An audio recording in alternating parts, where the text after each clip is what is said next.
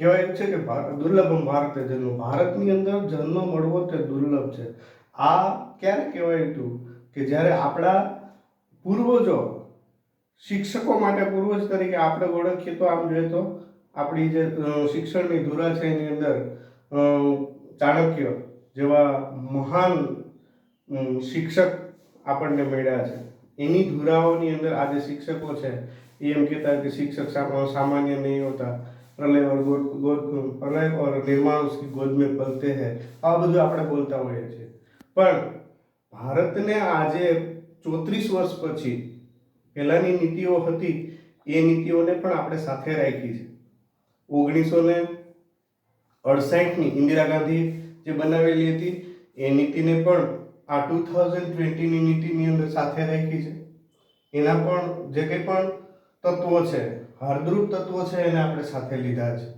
તેની સાથે 1986ની અંદર રાજીવ ગાંધીએ જે નીતિ આપણને આપી એ નીતિના પણ આપણા જે હું તમને કહેવા માંગુ છું એ આખું પ્રારૂપ જે કે કસ્તુરીરંગને બનાવ્યું છે અને સુબ્રમણ્યમ સમિતિ બંને જે કામ કર્યું છે એના ઉપર આખું, તો એનું પહેલું ચેપ્ટર આપણે અહીંયા જોવાના છે. એનો પહેલો અધ્યાય એ શેના વિશે છે એ મારે તમને વાત કરવી છે અને દરેકે અધ્યાય વિશે હું તમને કહેવાનો છું. તો એ અધ્યાયોની અંદર શું છે એની સાથે સાથે મારે તમને એ કહેવાનું છે કે આ નીતિની જરૂર શું પડી. 1968ની અંદર પણ એક નીતિ આવેલી હતી, એ પછી 1986ની અંદર નીતિ આવી, એ પછી આપણી સંશોધિત નીતિ રામકૃષ્ણ સમિતિએ બનાવી, રામમૂર્તિ સમિતિએ પણ 1992ની અંદર તે કર્યું. તો પછી આ નીતિની પણ શું જરૂર હતી? પેલી નીતિઓને ઇમ્પ્લિકેશન આપણે કરી નથી શક્યા એમ પણ ઘણા લોકો કહે છે. પણ કંઈક આપણે ક્યાંક ને ક્યાંક કંઈક ખૂટતા હતા અને એની ભરપાઈ કરવા માટે થઈ અને આપણે આ નવી શિક્ષણ નીતિ લઈ આવ્યા છીએ. લોકોની અંદર એ જે યુથ છે આપણી પાસે એની અંદર રાષ્ટ્રભાવનાનો વિકાસ થાય, આર્થિક રીતે ભારત છે એ સબળ બનવાની પ્રક્રિયામાં જઈ શકે, અર્થશાસ્ત્રના બારામાં ટેકનિકલ આજે યુગ છે. તો એ ટેકનિકલ આજે ટેકનોલોજી છે, એજ્યુકેશનમાં પણ ટેકનોલોજી એવી છે, પણ એને આપણે ઇન્ડસ્ટ્રી નથી બનાવવાની. શિક્ષણની ટેકનોલોજી દ્વારા શિક્ષણને આપણે એક ઇન્ડસ્ટ્રીના સ્વરૂપમાં નથી જોવાનું.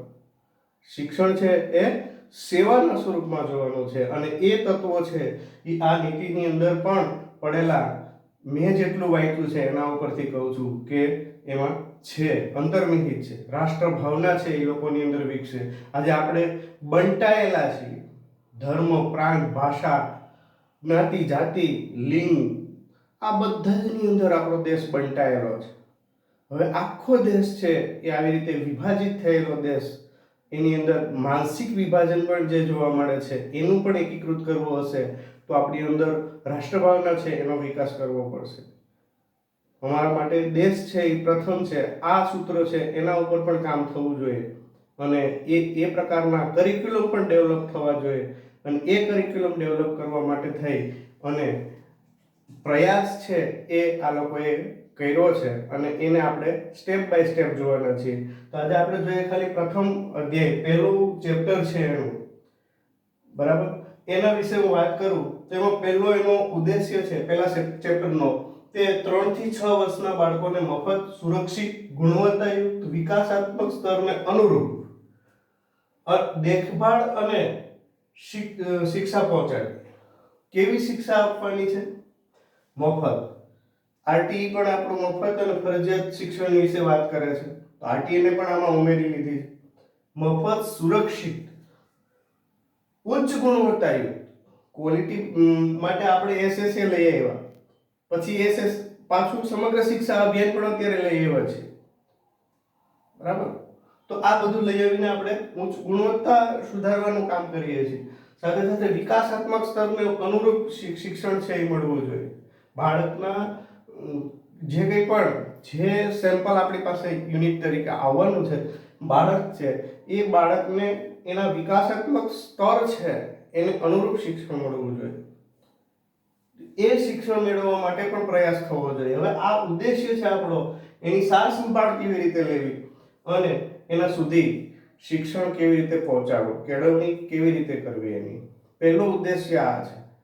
તો પ્રાઇમરી સ્ટેજ ઉપર જોવા જાય અને એ ક્યાં સુધીમાં કરવાનું છે? 2025 સુધીમાં. હવે આપણે જોઈએ તો શરૂઆતના સ્ટેપમાં આ જે ડોક્યુમેન્ટ છે એમાં એવું એક સ્ટેટમેન્ટ છે કે બાળકના મસ્તિષ્કનો વિકાસ 85% જ્યારે તે 6 વર્ષની ઉંમર પહેલા થઈ જાય છે. તો આ સંશોધનોના આધારે, મનોવૈજ્ઞાનિક સંશોધનોના આધારે આ વાત છે એ આ પ્રારૂપની અંદર આપેલી છે. હવે આપણે જ્યારે શિક્ષણ આપીએ છીએ કે તો છે 6 વર્ષ પછી તો આપણે શરૂઆત કરીએ છીએ. હવે એ જ વાતને આપણે લઈને ચિંતિત છીએ કે ભાઈ 6 વર્ષ પછી આપણે બાળકને શિક્ષણ આપવા નથી તો એ 6 વર્ષ પછી એનું ઘડતર કેટલું થશે, એનું મસ્તિષ્ક ડેવલપમેન્ટ છે એના ઉપર ફોકસ કરવાની જરૂર છે. આ સંશોધનના આધારે આપણે એવું તારણ કાઢી શકીએ. બીજું, એનસીઈઆરટી દ્વારા 1992 ની અંદર 30,000 બાળકો માટે એક અભ્યાસ કરવામાં આવ્યો. એનસીઈઆરટી આપણી જે મુખ્ય ધરોહર ભારતની જે સંસ્થા છે કે જે કરિક્યુલમ ડેવલપમેન્ટ અને અલગ અલગ એના નેજા નીચે પણ કેટલી બધી રાષ્ટ્રીય સંસ્થાઓ આવેલી છે, એ કામ કરે છે અને એને એક સંશોધનાત્મક રીતે પ્રાથમિક શિક્ષાઓ में ठहराव पर शाला पूर्व शिक्षा का प्रभाव આ અધ્યયન કર્યું હતું. આ એક સંશોધન કર્યું હતું અને એમાં તેમણે એવી તારણ કાઢી કે ભાઈ શાળા પૂર્વ શિક્ષાના અનુભવો અને રૂકાવટ સ્થગિતતા વચ્ચે સહસંબંધ મજબૂત જોવા મળ્યો. તો આપણે એસએસએ દ્વારા એ પણ કરીએ છીએ કે સ્થગિતતા છે, જે સ્ટેગ્નેશન છે એને પણ દૂર કરવાની કોશિશ કરીએ છીએ. પછી નામાંકન છે એ 100% થાય એવો પણ પ્રયાસ કરીએ છીએ. આવી બાબતો ઉપર આપણે કોન્સન્ટ્રેટ તો છીએ જ, પણ હવે આ જે વસ્તુ છે એ સંશોધનાત્મક રીતે જોવા મળી અહીંયા. તો એનાથી આપણને શું મળ્યું? તો કે બાળકોની જે પ્રાથમિક શિક્ષા છે એની અંદર બાળક છે એ ક્યાંક પણ રોકાઈ જતું હતું. તો એ રોકાવાનું કારણ શું હતું? એના શાળા પૂર્વના અનુભવો હતા. શાળામાં કંઈક ને ક્યાંક એને કોઈને કોઈ બાબત એવી બની ગઈ કે જેના કારણે તે પોતે શાળાએ નથી જવું. નકારાત્મક સોચ છે એ બાળકની અંદર ડેવલપ થઈ જાય, નકારાત્મક વિચાર આવી જાય. ગમો અણગમો જ્યારે બાળક છે એ કરે ત્યારે એની અંદર આ વસ્તુ આવે અને એ આ સંશોધનની અંદર કહેવામાં આવ્યું કે એના જે શાળા પૂર્વના અનુભવો હતા એ શાળાએ જતા પહેલા એને શાળાની જે હાવ છે એ દૂર થવો જોઈએ. ટૂંકમાં અર્લી પ્રાઇમરી સ્ટેજ ઉપર આ પ્રક્રિયા થવી જોઈએ અને એ પ્રક્રિયા કરવા માટે થઈ અને સ્થગિતતા ક્યારે આવે? તો કે બાળક પછી નેગેટિવ સોચતું જાય, વિચારતું જાય અને ધીરે ધીરે એને જે શાળાકીય વાતાવરણ શાળાથી છે એ વિમુખ થતું જાય. તો આ એક અભ્યાસનું તારણ છે અને એ પણ જોવા મળ્યું. બીજી વસ્તુ, શૈક્ષણિક વર્ષ 2016-17 ધોરણ 1 માં પ્રવેશ લેવાવાળા બાળકોની સંખ્યા 70 લાખથી વધારે હતી. એમ આપણો યુડાયસ નો સ્કોર કહે છે 2016-17 નો કે 70 લાખથી બાળકો છે એ કેવા હતા? તો કે પહેલા ધોરણમાં પ્રવેશ લેવાવાળા હતા. હવે આ બધા ડેટા છે એ આપણી પ્રારૂપ છે જે શિક્ષણ નીતિની એની અંદર આપેલું છે. તો આ બધી ચિંતાઓને સાથે લઈ અને આપણા વિદ્વાન લોકોએ એના વિશે ચર્ચા વિમર્શ કર્યા પછી એક એવી કન્ક્લુઝન ઉપર આવ્યા કે આપણે ECCE નવી જે શિક્ષણ નીતિ છે એમાં early childhood care and education આ અમલમાં મૂકશું. આ શું છે કે 3 થી 6 વર્ષના બાળકોના સ્વાસ્થ્યની સંભાળ, એના હેલ્થની પહેલા તો સંભાળ લેવી પડે બાળકની. તો 3 થી 6 વર્ષના બાળકના સ્વાસ્થ્યની સંભાળ અને એના પોષણ સાથે મહત્વપૂર્ણ કૌશલ્યો. હવે કૌશલ્યો કેવા હશે? તો નાનું બાળક હોય તો લગભગ બાળકની જે કેળવણી છે તે એના વિશે ગીજુભાઈ બધેકા છે, ઘણા બધા મોન્ટેસરી છે, ફ્રોબેલ છે, એ એ લોકોએ ઘણું બધું બાળકોના મસ્તિષ્ક વિકાસ ઉપર બહુ બધું કામ કર્યું છે. પ્યાજે છે, આવા મહાન વિદ્વાન લોકોએ અલગ અલગ જગ્યાએથી બહુ આના ઉપર ફોકસ રાખીને કામ કર્યું છે કે બાળક નાનું હોય ત્યારે તેના ઉપર કેવા પ્રકારના એના સ્ટ્રેટ હોય છે, એના માઇન્ડનું સ્ટ્રેટ કેવું હોય છે, અને એના ઉપર બધા જ લોકોના જે સંશોધનો છે એના આધારે આપણે અહીંયા જે સ્કિલ છે એ જોવાના છે. તો એ સ્કિલ છે એ કેવા હોય તો કે એક તો બાળક છે પોતાની રીતે તૈયાર થતા શીખવું જોઈએ. તો ઘરની અંદર જ્યારે બાળક રમતું ખીલતું હોય પણ એ પોતાની રીતે પોતાની રીતે પ્રિપેર થતું હોય. બીજી વસ્તુ એની અંદર સ્વચ્છતા આવે, સ્વચ્છતાનો ગુણ આવે. આ કૌશલ્યના સ્વરૂપમાં છે બધું, કે જ્યારે તે ભણવા જાય, શાળાએ જાય, ત્યાં એને કોઈ પણ આ પ્રકારની વસ્તુ છે એ સહજ ઈઝી રીતે શીખવાડવામાં આવે. સ્વચ્છતા છે, પોતાની સાર સંભાળ કરવાવાળાથી એ દૂર રહી, બરાબર, કે એના માતા પિતા છે એ એને પ્રિપેર કરતા હોય, એની સાર સંભાળ કેર લેતા હોય. વધારે પડતું બાળકને કેરના વાતાવરણમાં ઉછેરવું હોય તો એ બાળક એની અંદર સ્ટ્રેન્થના નિર્માણ થાય. એને પગની વાદળી બૂટની વાદળી બાંધતા પણ આપણે ના શીખવાડીએ અને આપણે જ બાંધી દઈએ. એમ કપડાં આપણે પહેરવાનું શીખવાડવાનું એ પોતે પોતાની રીતે કરી શકે એવી કોશિશ એનામાં નાખવી જોઈએ. અને એ જવાબદારી એના જે અંતર્નિહિત યુનિટ છે, કુટુંબ છે, માતા પિતા છે, એના કેર લેવાવાળા વાલીઓ છે એ લે અને એ એમાંથી શીખશે. તો સાર સંભાળ કરવાવાળાથી એ ધીરે ધીરે વિમુખ થાય અને એમાંથી બહાર આવે. બીજી વસ્તુ, પોતાની રીતે આત્મનિર્ભરતા એની અંદર ડેવલપ થવી જોઈએ. ટૂંકમાં કહેવાનો મતલબ એ છે. બીજું, પોતાના સાથી મિત્રોની વચ્ચે સહજતા મહેસૂસ કરવી. હવે બાળક શાળાએ જાય, એકલું ઓતુડું થઈ જાય, એનો સ્વભાવ મુજબ તે કેવું થઈ જાય તો કે કોઈની સાથે હળે મળે નહીં. એના સાથી મિત્રો સાથે એકદમ એનો જે સહભાગિતાથી લગાવ થવો જોઈએ એ પણ થવો જોઈએ. તો આ એક કૌશલ્ય છે બાળકની અંદર આવવું જોઈએ. તો એના મિત્રોની એક ટીમ બનવી જોઈએ, એની અંદર એ બાળક છે એમાં સહભાગિતા લેવું જોઈએ, એની રમતો છે એમાં સહભાગિતા. ઘણા બાળકો એવા હોય કે એ આવી બાબતોમાં રસ જ ના લે, રુચિ જ ના હોય, કારણ કે એને એ પ્રકારનું જો કોઈ પણ ટ્રીટમેન્ટ જ નથી મળી. તો એ એવું થઈ જાય. બીજું, નૈતિક મૂલ્યોનો વિકાસ એની અંદર થવો જોઈએ. હવે નૈતિક મૂલ્યો તો ઘણા બધા છે, એના વિશે આપણે કંઈ ડિસ્કસ કરવાની જરૂર નથી, કેટલા બધા છે. તો આ મૂલ્યો છે એ ક્યાંથી મળશે? ઘર, પરિવાર, શાળા અને એની અંદરથી જ પહેલા તો એ મૂલ્યોનો વિકાસ છે એ થવો જોઈએ. એની અંદર સત્ય, પ્રેમ, કરુણા, કેટલા બધા એવા બધા છે જે એની અંદર વિકાસ થાય. બીજું, ચાલવું, ફરવું અને વ્યાયામ.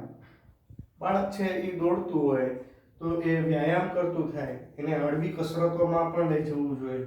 એની સાથે સાથે માતા પિતા અને અન્ય લોકો સાથે એની ભાવનાઓ વ્યક્ત કરી શકવું જોઈએ. બાળક સહજ રીતે એના પોતાના જે પણ મગજની અંદર એને વિચાર આવતા હોય તે વ્યક્ત કરી શકવું જોઈએ. તે બંધાવવું ના જોઈએ.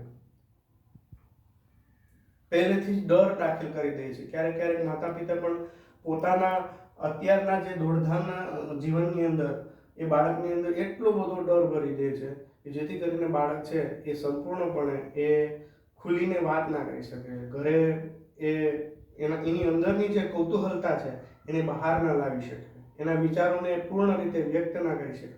આવી કેપેસિટીઓ પણ એની અંદર ખીલવવી જોઈએ. બીજું કે એની અંદર માતા પિતા સાથે એનો સંવાદિતાથી વાતચીત થવી જોઈએ. એના વાલીઓ સાથે, એના ઘરના કુટુંબ સાથે એ સંવાદિતાથી વાતચીત કરી શકવું જોઈએ. એ એક કૌશલ્ય છે. બીજું, કોઈ કામ પૂરું કરવા માટે લાંબા સમય સુધી બેસી રહેવું. હવે બાળક છે શાળાએ જાય ત્યાં તો એવું હોય કે 5 કે 6 કલાક એમ બેસવાનું હોય. તો બાળક પહેલા તો એ શીખવું જોઈએ, એ કૌશલ્ય છે. નહીંતર ઊભું થઈ જાય. ઘણી વખત તો બાળક છે એ વારંવાર દોડધામ કરતા હોય. નાના બાળકો છે જ્યાં ભણતા હોય તે પ્લે હાઉસ, અત્યારે જે પ્રાઇવેટ સ્કૂલો છે એ ભણાવે છે, પણ જે સરકારી સ્કૂલો છે એમાં તો 5 વર્ષનું થાય તે પછી જ આપણે બેસાડી શકીએ. તો ત્યાંની સ્થિતિ જુદી છે. આંગણવાડીની અંદર જાય તો ત્યાં પણ સ્થિતિ જુદી છે. તો ઇન કમ્પેરિઝન ઓફ આ બધું એ એવું છે કે થોડુંક સાયકોલોજીકલ એની અંદર સ્કિલો છે એ ડેવલપ થવા જોઈએ, થોડાક ફિઝિકલ સ્કિલો છે એ ડેવલપ થવા જોઈએ, અને ભાવનાત્મક સ્કિલ ડેવલપ થવું જોઈએ. અત્યાર સુધી શું થતું હતું, જ્ઞાનાત્મક સ્કિલ છે એના ઉપર વધારે ફોકસ આપતું હતું. હવે આપણી જે આ જે નીતિ આવી છે એની અંદર બે તત્વોને ખાસ ફોકસમાં લીધા છે. પ્રારંભના પહેલા જ ચેપ્ટરની અંદર કહેવામાં આવ્યું છે કે જ્ઞાનાત્મક કૌશલ્ય કરતાં સામાજિક વિકાસ બાળકનો થાય અને એનો ભાવનાત્મક વિકાસ થાય એના ઉપર આપણે ફોકસ કરશું. તો આ બહુ મહત્વની વસ્તુ છે. એની ભાવનાઓ છે એને પણ સાથે સાથે આપણે લેવાની છે બાળકની, અને એ આ શિક્ષણ નીતિની અંદર એનો પૂર્ણપણે કંઈક અંશે પણ અમલ થશે. કેવી રીતે થશે એ પણ આપણે જોશું. વ્યક્તિગત અને સામૂહિક રમત આધારિત શિક્ષણ પણ મળવું જોઈએ. એને વ્યક્તિગત રમતો પણ મળવી જોઈએ, એને સમૂહમાં પણ રમી શકવું જોઈએ. આ પણ હોવું જોઈએ. બાળકની જન્મજાત એની ક્ષમતાઓ હોય છે, કોઈ કંઈક ક્ષમતાઓ એની પોતાની પડેલી હોય, એ પોટેન્શિયાલિટીઝ આપણે ઓળખવી પડશે. એ બાળકની અંદર હોય છે અને એ પોટેન્શિયાલિટીને ઓળખવી પડશે. સહયોગની ભાવના છે એની અંદર જાગવી જોઈએ. એક વસ્તુ છે એ ઘણી વખત બાળક છે બહુ આત્મકેન્દ્રિત હોય છે અમુક એના સ્ટેજ ઉપર, કે બાળકની સાયકોલોજીની અંદર પણ એ આત્મકેન્દ્રિત વધારે હોય છે કે આ મારું છે, પણ એ બીજાને કંઈક આપવું, બીજાને કંઈક રમકડું આપવું તો પણ ના આપે, આત્મકેન્દ્રિત હોય છે. એ એની સહજ ભાવના છે. તો એ સહયોગની ભાવના છે એ ક્યાં વિકસશે? તો કે એક એવું પ્લેટફોર્મ આપણે આપશું ECC દ્વારા. આગળ જોશું ECC એ કઈ રીતે કામ કરશે.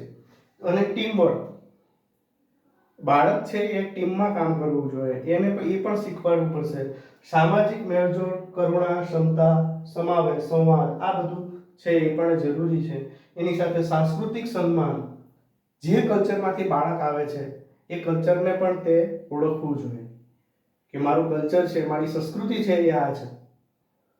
તો કે એનો સાંસ્કૃતિક વિકાસ છે એ પણ આપણે કરવાનો છે. ખુશ મિજાજ રહેવું જોઈએ, એની અંદર કંઈક જિજ્ઞાસા હોય એ તત્વો છે, રચનાત્મકતાના તત્વો છે, આ બધાનો આપણે વિકાસ કરવો પડશે. અને એ રચનાત્મકતા એની અંદર પડેલી હોય છે એને બહાર પણ કાઢવી પડશે.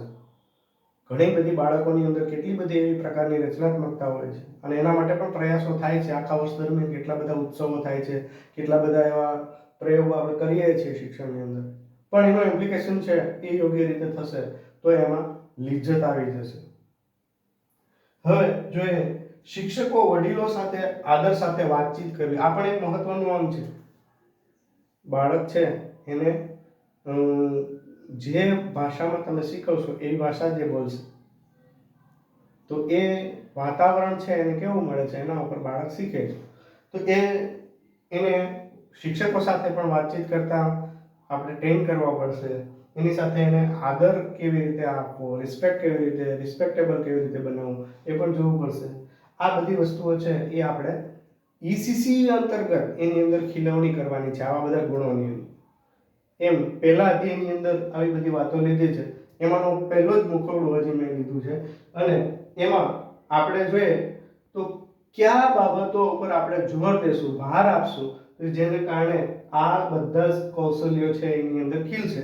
તો એ જોઈએ તો અક્ષરો, ભાષા, સંખ્યા, ગણતરી, રંગો, આકારો, ચિત્રકલા, ઇન્ડોર આઉટડોર રમતો, કોયડાઓ, તાર્કિક ચિંતન, દ્રશ્યકલા, શિલ્પ, નાટક, કઠપૂતળી, સંગીત અને અંગ સંચાલન ઉપર પણ આપણે એને જોર આપવું પડશે. નૃત્ય કરાવવું, આ બધા જ તત્વો છે એ આપણે લેવા પડશે બાળકની યોગ્ય ખીલવણી માટે. એક તત્વ ઉપર આપણે જ્ઞાનાત્મક તત્વો ઉપર ચોપડી એજ્યુકેશન છે એ તો આપણું કોઠારી પંચ પણ ના પાડે છે.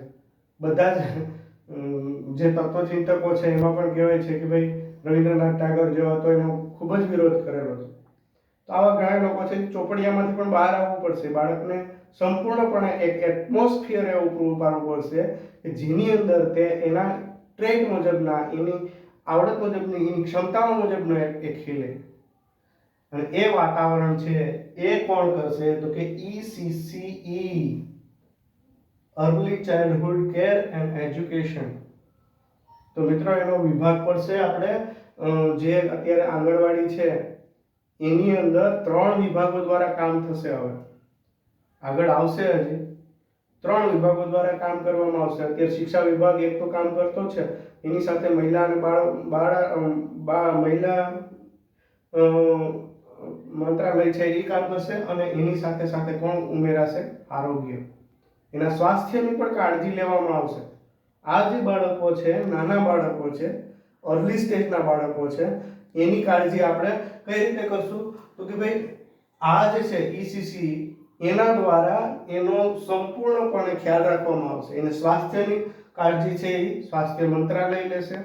એનું કેર કરવાનું એટલે કે એને ટીચિંગ આપવાનું કામ છે એ બહેનો દ્વારા કરવામાં આવશે. આગળ છે એ બહુ મોટું સ્ટેજ આવે છે કે બહેનો કઈ રીતે એમાં કામ કરશે.